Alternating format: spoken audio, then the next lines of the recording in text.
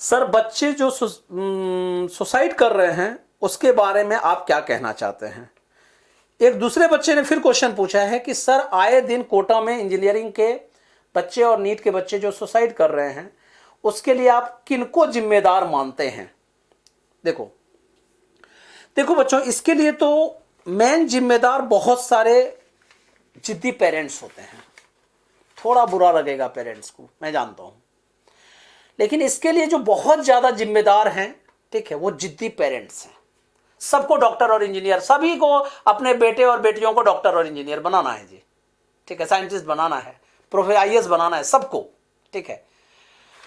आप ये तो देखो कि उसकी सीट्स भी बहुत कम है। और अगर मैं बोला भी करता हूं कि जब बच्चे बहुत नहीं काम करते हैं तो मैं उनके पेरेंट्स को बोलता भी हूं कि सारे अगर डॉक्टर ही बन जाएंगे तो पेशेंट कौन बनेगा? सारे इंजीनियर ही बन जाएंगे तो फिर दूसरे काम कौन करेंगे? ठीक है, तो ये देखो, मैं जिद्दी पेरेंट्स को मानता हूं जिनको सबको अपने बेटे और बेटियों को डॉक्टर और इंजीनियर बनाना है। बेटा पैदा हो गया, ये इंजीनियर बन गया जी, बेटी पैदा हो गई, डॉक्टर बन गया जी। सबको डॉक्टर इंजीनियर नहीं बनाना है। हाथी को क्यों आप लोग घोड़ा बनाने के लिए चाह रहे हैं? उसको बंदर क्यों बनाना चाहते हैं? क्यों पेड़ पे हाथी को चढ़ाना चाह रहे हैं आप लोग? ठीक है, हाँ, उसको इन्वायरमेंट ऐसा दीजिए कि वो खुद बंदर बन जाए। अगर वो चढ़ जाता है तो बहुत अच्छी बात है, नहीं चढ़ पाता है अगर, ठीक है, तो उसको भी दूसरा मोस्ट वेलकम कीजिए। कोई बात नहीं बेटा, दूसरा काम करो, बहुत सारा चीज है।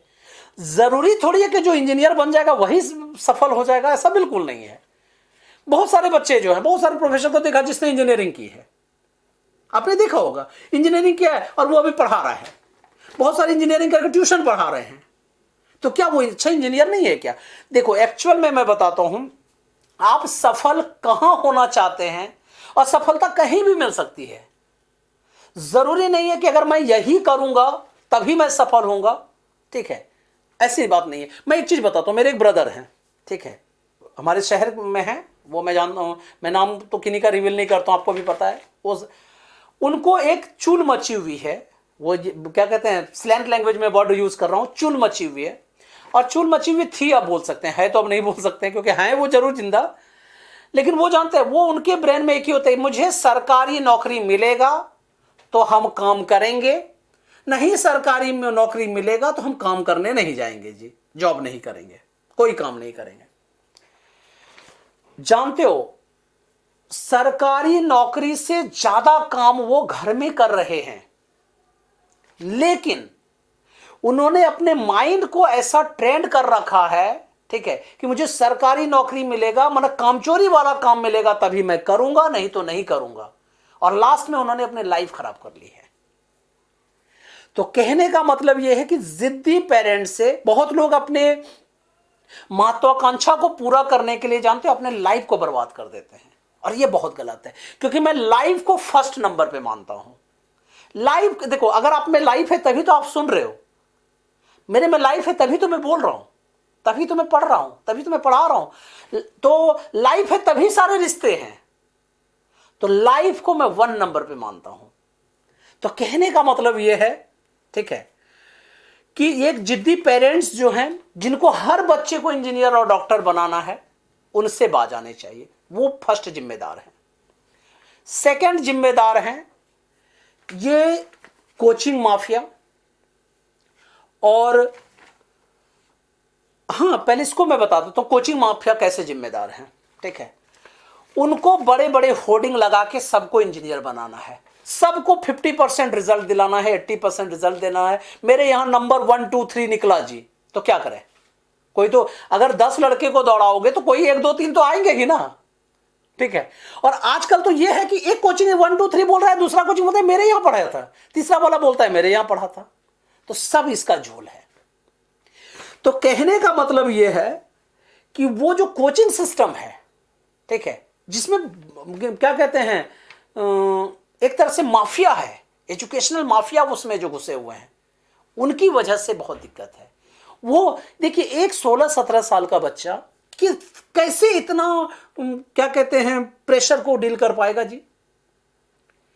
अगर वो अपने शहर घर छोड़ के आया है, ठीक है, और सभी की नजरें हैं कि तुम्ही को निकालना है, जेई नहीं निकाला तो लाइफ खराब, तो इसीलिए उसको ये सारे एक्शन लेने पड़ते हैं।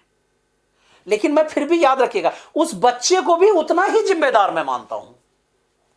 अरे अपने आप में गट्स फील करो, अपना गट्स जो है हाई लेवल पे बढ़ाइए। पहले ही समझा के जाओ कि नहीं अगर होता है तो कोई बात नहीं, मैं दूसरे फील्ड में अच्छा करके दिखाऊंगा। जरूरी नहीं है कि अगर जेई नहीं तो लाइफ नहीं, ऐसा बिल्कुल नहीं। नीट नहीं तो लाइफ नहीं, सिविल सर्विसेज नहीं तो लाइफ नहीं, बिल्कुल नहीं। याद रखिएगा, मैं इन तीनों को, मेनली 3 चीज को मैं जिम्मेदार मानता हूं। पहला, जिद्दी पेरेंट्स। सेकंड नंबर पे मैं कोचिंग माफिया को मानता हूं, ठीक है। और थर्ड नंबर पे मैं बच्चे को मानता हूं। और एक चीज और, ये जो कोचिंग माफिया है ना, वो एक तरह से हाइप क्रिएट करके रखते हैं। मैं एक चीज बताता हूं, अगर ये बात पक्की बात है कि अगर 18 लाख बच्चे दे रहे हैं या कोई भी कंपटीशन, कितने भी नंबर ऑफ स्टूडेंट दे रहे हैं, अगर कंपटीशन है तो उसमें कम कुछ बच्चे ही सेलेक्ट होंगे। उसमें 1 2 3 कोई होगा ही होगा, पीछे से 1 2 3 कोई होगा ही होगा, 20 से कुछ नंबर होंगे ही होंगे, ठीक है। अगर सिविल सर्विसेज में भी देख रहे हो तो मुश्किल से 1000-1200 सीट निकलते हैं, 900 सीट निकलते हैं, कभी 1000 निकलते हैं, कभी 1200, कभी 1500 निकल जाते हैं, उससे जो ज्यादा नहीं। अगर सपोज कर 1500 बच्चे निकल गए और बाकी सब कहेंगे सर मेरा नहीं निकला इसलिए मैं सुसाइड करने जा रहा हूं, तो हमारा यूथ खत्म हो जाएगा भाई। समझ रहे मेरी बात? तो कहने का मतलब यह है, ठीक है, कि इसको आप एक रेस की तरह मत समझो, आप इनको इस तरह से समझो। अपने बच्चों को भी समझाओ, ये बेटा ये एक तरह का मौका है आपके पास, कर पाए अपना द बेस्ट दो, लेकिन अपना द बेस्ट देने में 1% कम मत करो। कर पाए बहुत अच्छी बात है, नहीं कर पाए कुछ नहीं, अगली बार दूसरा चीज करेंगे, ठीक है। बचपन से तो आप अलग अलग पेपर देके आए हो ना, ये भी एक पेपर की तरह है। अगर हो गया तो बहुत अच्छा, इसमें फिर आगे बढ़ जाएंगे, नहीं हुआ फिर दूसरा रास्ता लेंगे, उसको फिर आगे बढ़ेंगे। कोई जरूरी थोड़े कि एक ही हाईवे पे सबको जाना है, ठीक है। दूसरी हाईवे लेके चल लेंगे भाई, दूसरे लूप लाइन लेके चल लेंगे, और भी रास्ते बहुत सारे हैं, ठीक है। नेक्स्ट,